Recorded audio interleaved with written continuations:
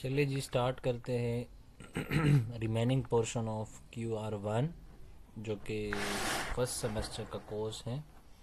इसमें हमने मैथ का पोर्शन पढ़ लिया हुआ है और हम पढ़ेंगे स्टैट्स के पोर्शन को, स्टेटिस्टिक्स के पोर्शन को, ठीक है। जिसमें हम पढ़ रहे थे अर्थमेटिक मीन को।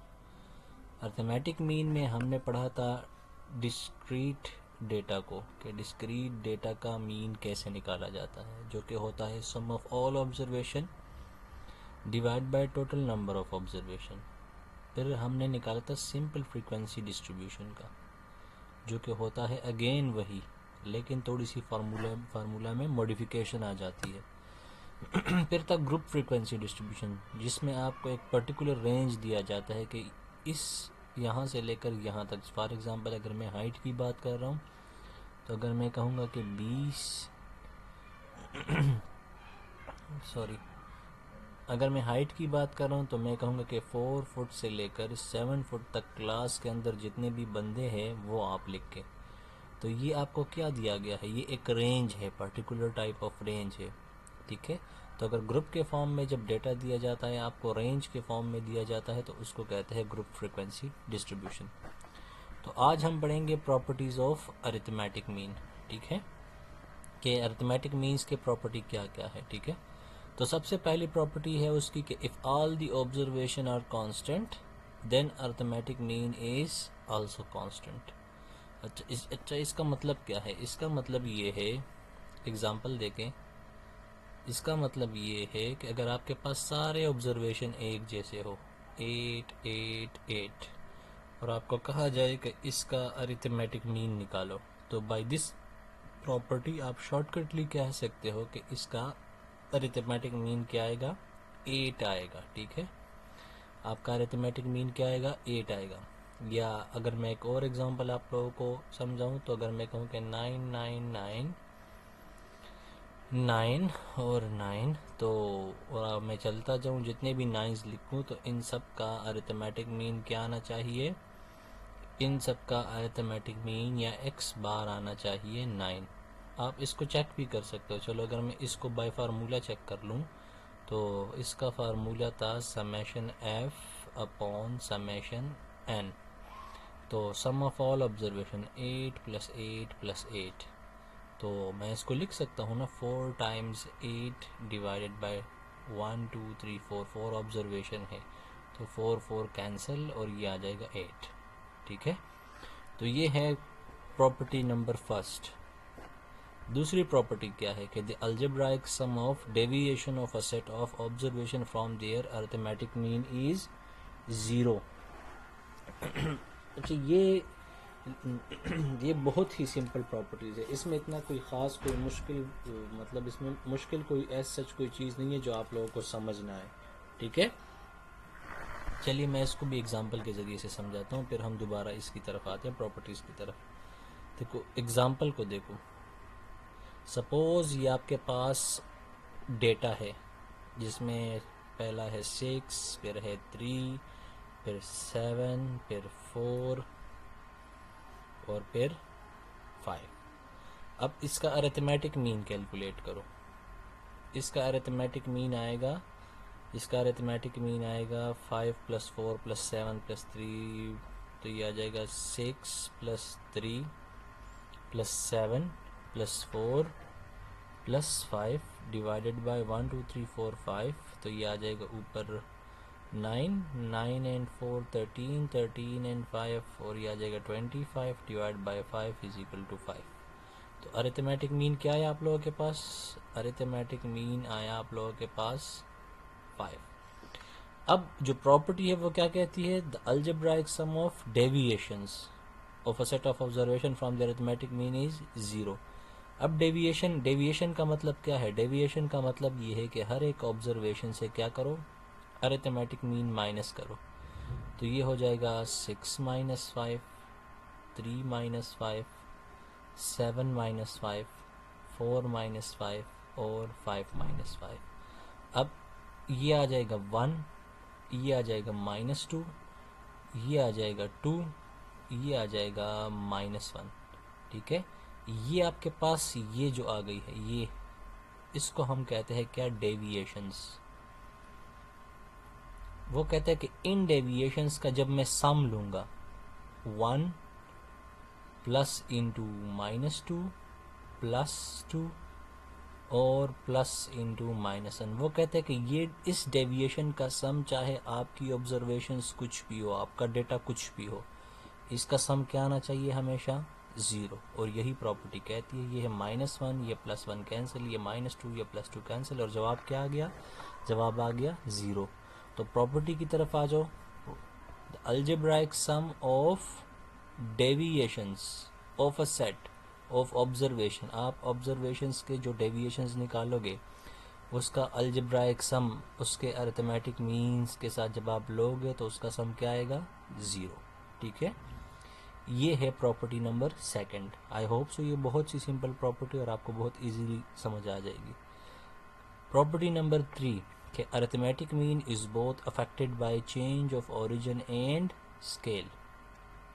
अब यहाँ तक तो ठीक है कि अरिथमेटिक मीन को अफेक्ट करता है या वो चेंज होता है किस किस चीज़ की वजह से? ओरिजिन की वजह से और स्केलिंग की वजह से। ये 2 वर्ड को सीखना ज़रूरी है। ठीक है, कि अरिथमेटिक मीन इफेक्ट होगा चेंज ऑफ ओरिजिन और चेंज ऑफ स्केल की वजह से। ठीक है, तो चलो इन 2 वर्ड को पहले सीखते हैं कि इसका मतलब क्या है। तो सबसे पहले है चेंज ऑफ ओरिजिन क्या चीज़ है। ठीक है, चेंज ऑफ ओरिजिन क्या चीज़ है। तो सपोज़ अगर ये आपके पास एक डेटा है, ठीक है, अगर ये आपके पास एक डेटा है और मैं अगर कहूँगा कि 6, 3, 7, 4 और 5, ठीक है, ये आपके पास एक डेटा है।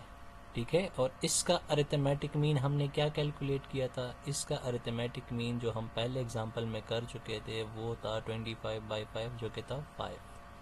ठीक है, अब देखो चेंज ऑफ ओरिजिन का मतलब क्या होता है। अगर मैं इन सारे ऑब्जर्वेशन में +2 की एडिशन कर दूँ, मीन्स मैं 6 + 2 कर दूँ तो ये बन जाएगा 8, 3 + 2 कर दूँ तो बन जाएगा 5, 7 + 2 अगर कर दूँ तो बन जाएगा 9, 4 + 2 अगर कर दूँ तो बन जाएगा 6, 5 + 2 अगर कर दूँ तो बन जाएगा 7, 6 + 2 8, 3 + 2 5, 7 + 2 9, 4 + 2 6, 5 + 2 7।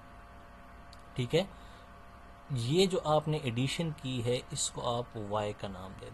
ठीक है, और इस y का अरिथमेटिक मीन निकालो। तो अगर मैं इसका अरिथमेटिक मीन निकालूंगा तो मेरे पास कैलकुलेटर पड़ा हुआ है। अगर मैं ये निकालूं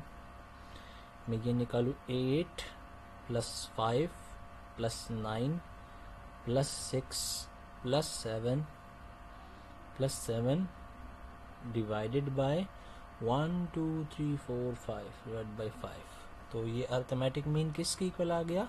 ये अरिथमेटिक मीन इक्वल आ गया 7 के। ठीक है, चलिए अब एक और काम करते हैं। इसी ऑब्जर्वेशन से 1 को माइनस कर देते हैं। 6 - 1 तो 5, 3 - 1 2, 7 - 1 6, 4 - 1 3, 5 - 1 तो आएगा 4। ठीक है, और इसको मैं डिनोट करता हूँ z से। इस डेटा को मैं डिनोट करता हूँ z से। अब चलिए आप लोग क्या करें, इसी z का अरिथमेटिक मीन निकालें। तो जब आप वो कैलकुलेट करोगे तो आपके पास बाय कैलकुलेटर आप कर लो तो उसका आप लोगों के पास आना चाहिए 5 + 2 7, 5 + 2 + 6 + 3 + 4 डिवाइडेड बाय 5। तो आप लोगों के पास जवाब आना चाहिए 4। तो अब आप यहाँ पर एक पैटर्न देखोगे। देखो यहाँ पर मैंने हर एक ऑब्जर्वेशन के साथ क्या कर दिया? +2 की एडिशन की है। और यहाँ पर हर एक ऑब्जर्वेशन से क्या हुआ है? -1 सब्ट्रैक्ट हुआ है। तो क्या आया है आप लोगों के पास? आप लोगों के पास ये डेटा टेबल बन गया है। अब अगर आप इसके अरिथमेटिक मीन को फोकस्ड तरीके से देखो, यहाँ पर अरिथमेटिक मीन था 5, इस डेटा में सारे डेटा में +2 की एडिशन हो गई, तो इसका अरिथमेटिक मीन के साथ क्या हो गया, इसकी अरिथमेटिक मीन में भी एग्जैक्टली +2 की एडिशन हो गई और 7 बन गया। इस डेटा के साथ मैंने क्या किया था, इससे मैंने -1 सब्ट्रैक्ट किया था, ठीक है। तो एग्जैक्टली इसके अरिथमेटिक मीन पे क्या इफेक्ट पड़ा, वही इफेक्ट पड़ा कि 5 से 1 माइनस हो गया और क्या आ गया 4। तो आपका अरिथमेटिक मीन इफेक्ट हो रहा है किस चीज़ की वजह से, चेंज ऑफ ओरिजिन की वजह से। किस वजह से, चेंज ऑफ ओरिजिन की वजह से आपका अरिथमेटिक मीन इफेक्ट हो रहा है। अब चेंज ऑफ ओरिजिन का मतलब ये है कि एडिशन और subtraction in the whole data of observation, in the whole data of observation, ठीक है। और अगर आप इसका मतलब मैथमेटिकली निकालो, अगर मैं इसका मतलब मैथमेटिकली निकालूंगा तो आप लोग ये ग्राफ पढ़ चुके हैं। चेंज ऑफ ओरिजिन का ग्राफिकल मतलब ये होगा कि आप लोग के पास पहले जो ग्राफ था वो था y is equal to x का। y is equal to x plus 2 का मतलब ये है कि पहले ओरिजिन ये था, जिसकी मैथ अच्छी है ये मैं उसके लिए पढ़ा रहा हूँ। तो 1 2, अब आपका जो ओरिजिन है वो ये बन जाएगा, अब आपका ग्राफ ये होगा y equal to x plus 2। और अगर मैं इस तीसरे की बात करूँ y equal to x minus 2, तो तब आपका ग्राफ यहाँ से गुजरेगा। तो मैथमेटिकली चेंज ऑफ ओरिजिन का मतलब ये होता है, ठीक है, और स्टेटिस्टिकली उसका मतलब ये होता है, ठीक है। स्टैट्स में उसका मतलब ये होता है और मैथ में उसका मतलब ये होता है। स्टैट्स और इकोनॉमिक्स और ये बहुत सारी सब्जेक्ट्स, इसका जो बेसिक डोमेन है वो मैथ के साथ, मैथमेटिक्स के साथ जाके मिलता है, ठीक है। तो जो अच्छे मैथमेटिशियंस होते हैं वो बहुत कॉम्पिटेंट और उनको बहुत सी चीज़ें आती हैं जो कि बहुत सारी फील्ड्स के साथ जाके रिलेट करती है ख़ुद को, ठीक है। अब स्केल का ये वर्ड जो वहाँ पे है, स्केल का मतलब क्या है, स्केल का मतलब ये है कि अगर मैं यही ऑब्जर्वेशंस ले लूँ, चलो मैं एक और ऑब्जर्वेशन ले लूँ, 2 4 6 और 8, ठीक है, और इसका अरिथमेटिक मीन निकालो। तो 2 + 4 6, 6 + 6 12, 12 + 8 तो 20, 20/4 तो 5। तो आपका अरिथमेटिक मीन क्या आया 5। अब आप क्या करें, हर एक नंबर ऑब्जर्वेशन के साथ क्या करें, 2 को मल्टीप्लाई करें, ठीक है। तो 2 2 टाइम्स 4 4 2 टाइम्स 8 8 6 2 टाइम्स 12 2 8 टाइम्स 16। जब आप इसका अरिथमेटिक मीन जब निकालोगे तो वो उसमें ऑटोमेटिकली क्या होगा, वो बाई 2 इंक्रीज कर जाएगा। यहाँ पर ये 5 है तो इसका अरिथमेटिक मीन क्या होगा 10 होगा। आप लोग चेक भी कर लो, 4 + 8 + 12 + 16 डिवाइडेड बाई 4, तो एग्जैक्टली यही होगा। अब आप क्या करें, एक और वेरिएबल लें, क्या करें, इस x को हर एक ऑब्जर्वेशन को 2 पे डिवाइड करो, 2 पे डिवाइड करो। तो 2/2 इज़ 1, 4/2 इज़ 2, 6/2 इज़ 3, 8/2 इज़ 4। और अब आप इसका अरिथमेटिक मीन निकालें। इसका जब आप अरिथमेटिक मीन निकालोगे तो वो आएगा 5/2 के इक्वल, ठीक है। तो देखो स्केलिंग में क्या हो रहा है, चेंज ऑफ ओरिजिन में एडिशन और सब्ट्रैक्शन हो रही थी, और स्केलिंग में मल्टीप्लिकेशन एंड सब्ट्रैक्शन डिवीजन हो रहा है। देखो यहाँ पर अरिथमेटिक मीन है 5। जब मैंने पूरे डेटा के साथ 2 को मल्टीप्लाई कर दिया तो एग्जैक्टली उसका अरिथमेटिक मीन ऑटोमेटिकली 2 के साथ मल्टीप्लाई हो गया। जब मैंने हर एक डेटा को 2 पे डिवाइड कर दिया तो उसका अरिथमेटिक मीन ऑटोमेटिकली 2 पे डिवाइड हो गया, ठीक है। तो ये होता है चेंज ऑफ स्केलिंग का मतलब, ये होता है स्केलिंग करना, ठीक है, ये होता है स्केलिंग, ठीक है। तो यहाँ से आप लोगों को दिख गया होगा कि arithmetic mean is affected by change of origin and change of scaling. Scaling का मतलब होता है कि आप अपने ऑब्जर्वेशन के साथ कुछ मल्टीप्लाई डिवाइड करो, और चेंज ऑफ ओरिजिन का मतलब ये है कि अपने वेरिएबल के साथ कोई चीज़ सब्ट्रैक्ट या ऐड करो। ठीक है, अब इससे हमारे पास एक रिजल्ट निकल कर आता है, इससे हमारे पास एक रिजल्ट निकल कर आता है। ठीक है, और वो रिजल्ट क्या है, और वो रिजल्ट क्या है, वो रिजल्ट क्या है कि इन केस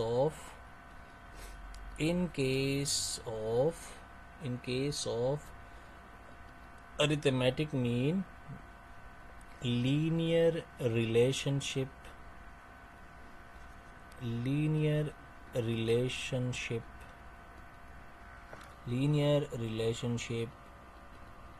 exists। ठीक है, इसका मतलब ये है कि अगर आपके पास y is equal to 2x plus 4, ये आपके पास एक इक्वेशन है जो कि एक डेटा ऑफ ऑब्जर्वेशन को रिप्रेजेंट कर रहा है, और इस ऑब्जर्वेशन का अगर आपको अरिथमेटिक मीन दिया जाए कि वो आपके पास है 8 फॉर एग्ज़ाम्पल, और वो आपसे कहें कि जी आप कैलकुलेट करें arithmetic mean of y observation का, तो वो आप कैसे कैलकुलेट करोगे? तो वो आप इस रिलेशनशिप के थ्रू करोगे। कैसे करोगे?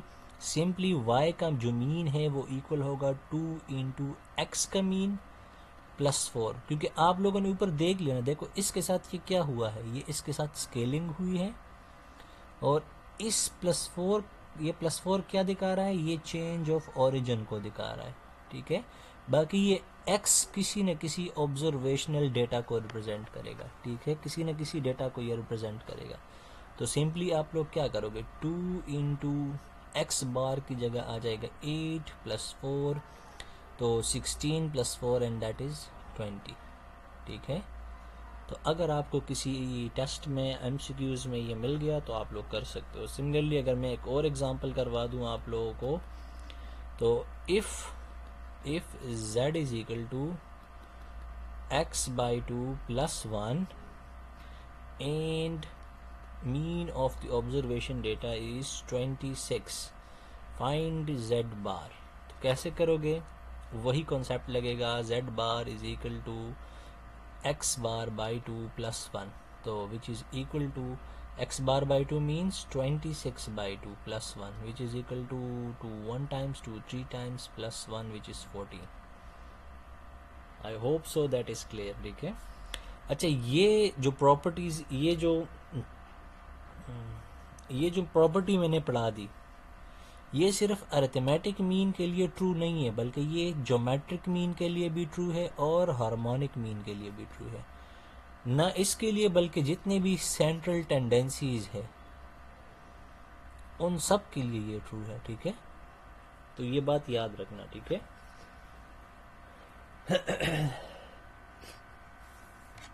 चलिए एक और एग्जांपल करते हैं। two variables x and y are related by 2x plus 3y plus 7 equal to 0, and mean of x is equal to 15, find the mean of y। तो वीडियो स्टॉप करें यहाँ पर, और आप लोग मुझे अपने लिए ट्राई करें कि आप लोग फाइंड कर सकते हो कि नहीं। ठीक है, इसमें आप लोगों का थोड़ा बहुत कॉन्सेप्ट पुराना होना चाहिए FSE का, अगर नहीं भी है तो क्या कर सकते हैं, नहीं है तो नहीं है, लेकिन ट्राई करें कि आप कैसे करोगे। देखो उन्होंने कहा कि x और y रिलेटेड है इस इक्वेशन के थ्रू, और क्या फाइंड करना है, y का मीन फाइंड करना है। तो सबसे पहले इसमें से y कैलकुलेट करो, तो 3y इस साइड पे छोड़ दो, बाकी सारा सब कुछ उधर ले जाओ, -2x -7। 3 को बोथ साइड डिवाइड करो, ये और ये कैंसिल, तो y is equal to -2x -7 divided by 3। ठीक है, अब क्या करो, वही y का मीन कैलकुलेट करो, तो बन जाएगा -2x मीन -7 डिवाइडेड बाय 3। तो ये 15 पुट करो और सिंप्लीफाई करो तो आपका y का मीन आ जाएगा। ठीक है, ठीक है, आई होप सो कि ये आप लोगों को क्लियर है और ये बहुत ही सिंपल है। ठीक है, इसमें कुछ भी नहीं है। चलिए, यहाँ पर एक और कॉन्सेप्ट है जिसको हम कहते हैं combined arithmetic mean. Combined arithmetic mean. Combine arithmetic means का जैसे कि नाम से ही पता चल रहा है कि दो अरिथमेटिक मीन को कंबाइन कर लो। ठीक है, या दो अरिथमेटिक्स मीन का अरिथमेटिक मीन निकालो, इसका दूसरा मतलब ये बनता है, या एवरेज निकालो दो अरिथमेटिक मीन्स का। तो if there are two groups, if there are two groups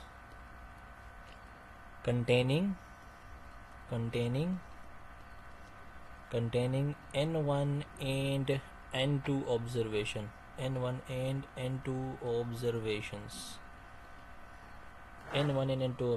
with arithmetic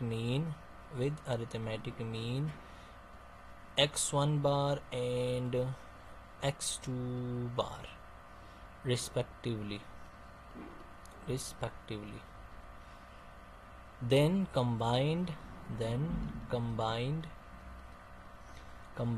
arithmetic mean is given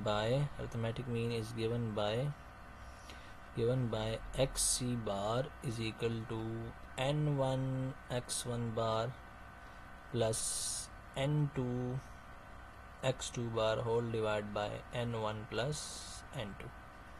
ये है formula for combined arithmetic mean. चलिए, पहले मैं इसका पूरा एग्जांपल करवाता हूँ, फिर मैं जस्ट इसकी एप्लीकेशन बताता हूँ। अगर आपके पास दो सेट्स ऑफ ऑब्जर्वेशन है, x1 आप लोगों के पास अगर है 5, 8, 10 और 4, और अगर x2 आप लोगों के पास है 6, 4, 2, 3। ठीक है, और आप इसका मीन कैलकुलेट करें, x1 का अरिथमेटिक मीन कैलकुलेट करो, तो वो आएगा 5 + 8 + 10 + 4, तो आएगा 27 डिवाइड बाई 4। तो x1 का जो अरिथमेटिक मीन है वो आता है 6.75। जब आप x2 ऑब्जर्वेशन का निकालते हो तो 6 + 4 10, 10 + 2 12, 12 + 3 15, 15/4, तो 15/4 से क्या आता है 3.75।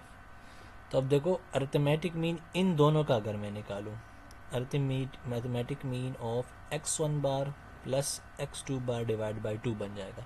फार्मूला क्या होता है, sum of arithmetic mean divide by total number of arithmetic mean. तो ये बन जाएगा 6.75 प्लस 3.75 डिवाइडेड बाई 2। तो कंबाइन अरिथमेटिक मीन क्या बन जाएगा, जिसको हम नाम देते हैं XC का, वो बन जाएगा 10.5। अच्छा, ये हमने कंबाइन अरिथमेटिक मीन निकाल दिया जब हमारे पास ऑब्जर्वेशनल डेटा था, हमारे पास मौजूद था। कभी कभार होता ये है कि आप लोगों के पास अरिथमेटिक मीन्स होते हैं, अवेलेबल होते हैं, लेकिन आप लोगों के पास जो सेट ऑफ डेटा है या ऑब्जर्वेशनल डेटा है वो अवेलेबल नहीं होता। ठीक है, तो उस केस के लिए फिर हम कंबाइन अरिथमेटिक मीन का, उसके लिए फिर हम क्या करते हैं, उसके लिए फिर हम कंबाइन अरिथमेटिक मीन का फार्मूला यूज करते हैं। फॉर एग्जाम्पल अगर मैं यही दो अरिथमेटिक मीन ले लूँ, अगर मैं यही दो अरिथमेटिक मीन ले लूँ और मैं ये अज्यूम कर लूँ कि मेरे पास जो ऑब्जर्वेशनल डेटा है जहाँ से ये मीन आया है वो मेरे पास अवेलेबल ही नहीं है, तो इन दोनों का कंबाइन अरिथमेटिक मीन पर आप कैसे निकालोगे? वो आप इस फार्मूले के थ्रू निकालोगे। कैसे? जो फार्मूला है n1 x1 bar plus n2 x2 bar whole divide by n1 plus n2, और ये n1 number of observation in data है, n2 number of observation in data है, कि आपको पहले का मीन और उसके नंबर ऑफ ऑब्जर्वेशन बता दिए जाए। तो पहले में कितने ऑब्जर्वेशन थे डेटा में? 1 2 3 4, ठीक है। पूरा डेटा सेट नहीं होगा जब उसमें ये इन्फॉर्मेशन अवेलेबल होगी, ठीक है। n2 भी हमारे पास क्या है? 4। तो देख लो क्या बनता है इससे, एक्स सी कंबाइन से जो बनता है वो बनता है 4 into 6.75 plus 4 into 3.75 whole divided by 4 plus 4। तो अगर आप इसको केयरफुली एग्जामिन कर लो तो बाय मैथमेटिक्स ये और ये चीज़ सेम है। देखो कैसे सेम है, इसी में से 4 कॉमन कर लो ऊपर से, तो एक्स सी से जब आप ऊपर 4 कॉमन करोगे तो ये बन जाएगा 6.75 plus 3.75 whole divided by 4 plus 4 से क्या बनता है? 8, और अब 4 फॉर 1 टाइम्स 4 2 टाइम्स। तो अगर आप केयरफुली अगर आप लोग देख लो तो 6.75 प्लस 3.75 होल डिवाइडेड बाई 2। तो देख लो क्या ये कंबाइन अरिथमेटिक मीन वही अरिथमेटिक मीन नहीं बन गया जो पहले से जो आप लोगों ने डेटा से निकाला था, सेट ऑफ ऑब्जर्वेशनल डेटा से निकाला था। तो कभी कभार होता ये है कि आप लोगों के पास जो ऑब्जर्वेशनल डेटा है वो नहीं होता, आपके पास जस्ट मीन अवेलेबल होते हैं और उस मीन का total number of observational data कितना था वो अवेलेबल होता है, ठीक है। तो इन दो को मिलाकर फिर आप लोग क्या निकाल सकते हो? कंबाइन अरिथमेटिक मीन निकाल सकते हो, ठीक है। तो चलो मैं एक एग्जांपल लिखवाता हूँ, ये आप लोग सॉल्व करें। ये 2 एग्जांपल है, ये आप लोग सॉल्व करें, ठीक है। If there are 2 groups, if there are 2 groups with 10 and 15 observation, with 10 and 15 observation, and 3 and 4 are their arithmetic mean. Find the combined arithmetic mean, ठीक है। तो आसानी के लिए अगर मैं जल्दी करा दूँ, ये n1 है, ये n2 है, ये x1 है, ये x2 का मीन है। तो n1 x1 plus n2 x2 whole divided by 10 plus 15 और ख़त्म कर दो, ठीक है। चलिए ये एग्ज़ाम्पल आप लोग खुद कीजिएगा, ठीक है। The mean salary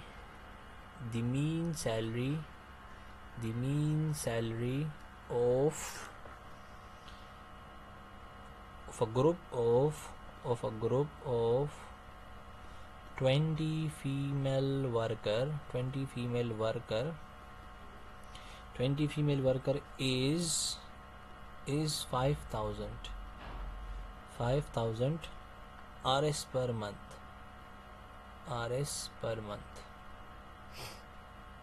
and date of a group of